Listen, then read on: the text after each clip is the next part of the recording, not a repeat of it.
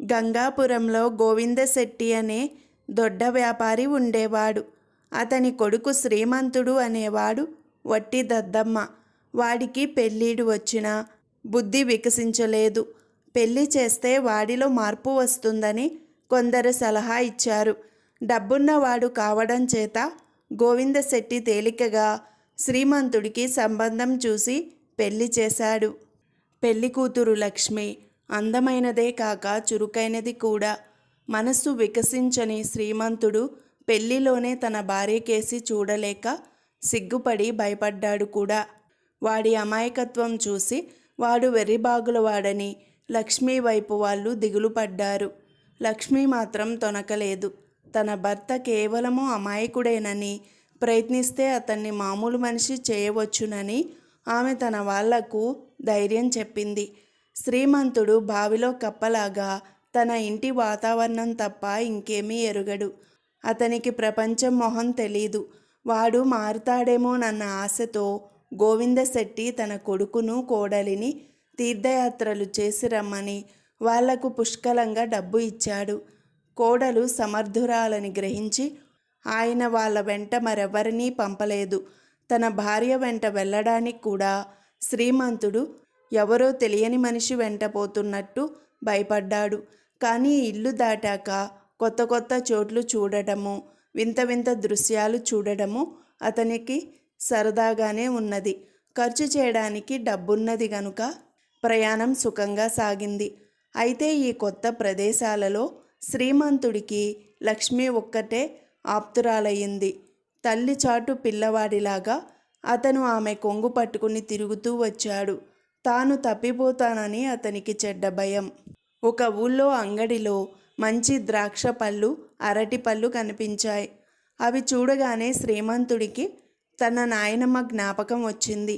ఆమెకు ద్రాక్ష పళ్ళు, అరటి పళ్ళు చాలా ఇష్టం.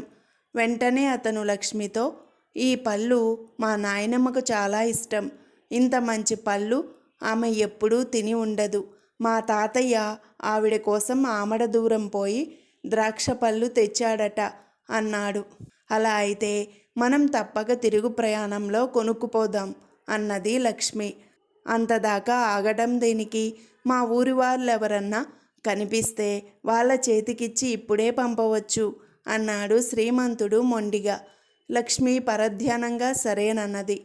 శ్రీమంతుడు తీర్థప్రజల్లో తమ ఊరి వాళ్ళు కనిపిస్తారేమోనని 1000 కళ్ళతో చూడసాగాడు. అతన్ని ఒకచోట కూర్చోపెట్టి లక్ష్మి పక్కనే ఉన్న కోనేట్లో స్నానం చేయడానికి వెళ్ళింది. శ్రీమంతుడు దారినే పోతున్న 2 మనుషులను పలకరించి, మీది గంగాపురం కాదు అని అడిగాడు. వాళ్ళు ఒకరి మొహాలు ఒకరు చూసుకున్నారు. అందులో ఒకడు, అవును, ఏం అన్నాడు. నేను గోవిందశెట్టి కొడుకును. మా నాయనమ్మకు కొన్ని పళ్ళు పంపాలి.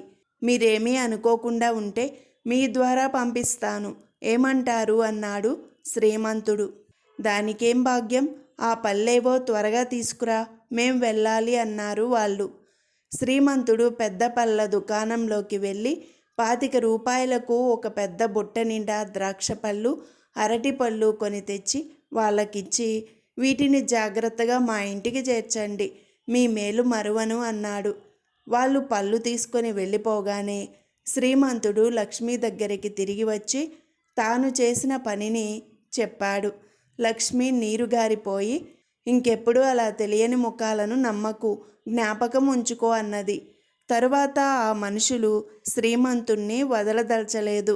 శ్రీమంతుడు, లక్ష్మి మరో యాత్రా స్థలానికి వెళ్ళేటప్పుడు వాళ్ళు కూడా వెనుకగా అక్కడికి వచ్చారు. కొత్త చోట లక్ష్మి, శ్రీమంతుడు ఒక సత్రంలో మంచి గది తీసుకొని అందులో బస చేశారు. శ్రీమంతుడు సత్రం నుంచి ఒంటరిగా బయటికి రాగానే ఆ 2 అతనికి ఎదురుపడి నవ్వుతూ పలకరించారు. వాళ్ళని చూసి శ్రీమంతుడు పరమానందం చెంది, గంగాపురం నుంచి ఎప్పుడొచ్చారు? మా నాయనమ్మ ఏమన్నది? మా ఇంట్లో అందరూ బాగున్నారా అని అడిగాడు. నువ్వు పంపిన పళ్ళు చూసి మీ నాయనమ్మ సంతోషంతో మూర్ఛపోయింది. మీ నాన్న నీ తెలివికి సంతోషించాడు. పోతే మీ నాయనమ్మ నీకు ఒక మాట చెప్పమన్నది. యాత్రల నుంచి ఆమెకు ఒక వెండి పళ్ళెము, బంగారు లోటా కావాలట. వెంటనే పంపించమన్నది. మరి మేం వస్తాం అన్నారు వాళ్ళు. ఆగండి ఆగండి, మీరు గంగాపురం ఎప్పుడు వెళ్తున్నారు అన్నాడు శ్రీమంతుడు. ఇప్పుడే వెళ్తున్నాం, ఇంకెవ్వరి ద్వారానైనా పంపించరాదా అన్నారు వాళ్ళు. అలా కాదు, ఇక్కడ నాకు మీరు కాక ఎవరున్నారు అన్నాడు శ్రీమంతుడు. అయితే త్వరగా ఆ వెండి పళ్ళెము బంగారు లోటా ఇచ్చేయి మరి అని వాళ్ళు అతన్ని తొందర చేశారు. శ్రీమంతుడు ఒక్క అంగలో సత్రంలోకి వెళ్ళి డబ్బుతో బయటకు వచ్చాడు. ముగ్గురూ కలిసి బంగారం కొట్టుకు వెళ్ళి ఒక వెండి పళ్ళెము బంగారు లోట 150 రూపాయలకు కొన్నారు. వాటిని శ్రీమంతుడు ఆ మనుషులకిస్తూ తన కృతజ్ఞత తెలుపుకున్నాడు. వాళ్ళను పంపేసి శ్రీమంతుడు సత్రం గదికి తిరిగి వచ్చి, నువ్వు వట్టి అనుమానం మనిషివి, వాళ్ళు గంగాపురం నుంచి తిరిగి వచ్చారు అంటూ వాళ్లతో జరిగిందంతా భార్యకు చెప్పాడు. లక్ష్మి సంచి తీసి చూస్తే అందులో డబ్బు లేదు. ఆమె నోట మాట రాలేదు. వాళ్ళు దొంగ వెధవలని నిరూపిస్తే తప్ప శ్రీమంతుడి కళ్ళు తెరుపుడు పడవు. అందుచేత ఆమె అతనితో, అవును, వాళ్ళు పెద్ద మనుషులే, ఈసారి వాళ్ళు కనిపిస్తే చెప్పు, వాళ్లను మర్యాద చేయకపోవడం ఏం బాగుంటుంది అన్నది. లక్ష్మి తన ఒంటి మీద నగలు కొన్ని అమ్మి మరొక యాత్రాస్థలానికి ప్రయాణం కట్టింది. దొంగలకు ఈ దంపతులు కిక్కురు మనకపోవడం చూసి మరింత ఆశ పుట్టింది. కొత్త స్థలంలో వాళ్ళిద్దరూ శ్రీమంతుడి కంటపడ్డారు. అతను వాళ్లను ఆప్యాయంగా పలకరించి ఎంతో మర్యాదగా తాము సత్రంలో బస చేసిన గదికి తీసుకువచ్చి తన భార్యకు పరిచయం చేశాడు. లక్ష్మి వాళ్ళను చూస్తూనే అమాయకంగా, రండి రండి, గంగాపురంలో మా అత్తామామలు బాగున్నారా, మీరు మాకెంతో సహాయం చేస్తున్నారు అన్నది. వాళ్ళు ఆమెను చూసి ఆ మొగుడికి తగ్గ పెళ్ళామే అనుకుని సంతోషించారు. ఆమె వారికి ఫలహారం పెట్టి, మీరు ఏమీ అనుకోకుండా మాకు మరొక్క సహాయం చేయాలి అన్నది. మేం మీకోసం ప్రత్యేకంగా ఏమీ చేయడం లేదు, మళ్ళా త్వరలోనే గంగాపురం పోతాం, ఏమన్నా కబురు ఉంటే చెప్పండి అన్నారు వాళ్ళు. అయితే వెళ్లే ముందు ఒక్కసారి కనిపించండి అని లక్ష్మి వాళ్ళను సాగనంపింది. తర్వాత ఆమె పక్క గదుల్లో వాళ్లకు దొంగల సంగతంతా చెప్పి వాళ్ళను పట్టుకోవడానికి ఒక నాటకం ఆడతానని, అందుకుగాను తన మామగారి వయసు గల ఒక పెద్ద మనిషిని, ఆయన తల్లిలా కనిపించే ఒక ముసలావిడ సహాయపడాలని కోరింది. వాళ్ళు సరేనన్నారు. ఆమె వాళ్ళిద్దరినీ తీసుకువచ్చి ఒక మంచం మీద కూర్చోబెట్టింది. వాళ్ళు అప్పుడే వచ్చినట్టుగా ఒక సంచి, చేతికర్ర, చెప్పుల జత అక్కడే ఉంచింది. ఆమె శ్రీమంతుణ్ణి నోరు మెదపవద్దని, ఏం జరిగేది చూస్తుండమని గట్టిగా హెచ్చరించింది. కొంచెం సేపటికి దొంగ పెద్ద మనుషులు గదిలోకి వచ్చారు. వస్తూనే కొత్తగా వాళ్ళని చూసి గతుక్కుమన్నారు.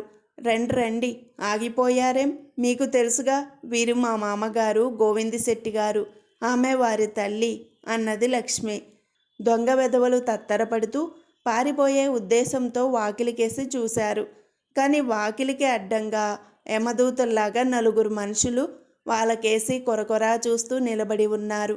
లక్ష్మి నడుం బిగించి, మా వారు ఇచ్చిన వెండి పళ్ళెము బంగారు లోట ఏం చేశారు, చెప్పకపోతే మీ వీపులు బద్దలవుతాయి అన్నది.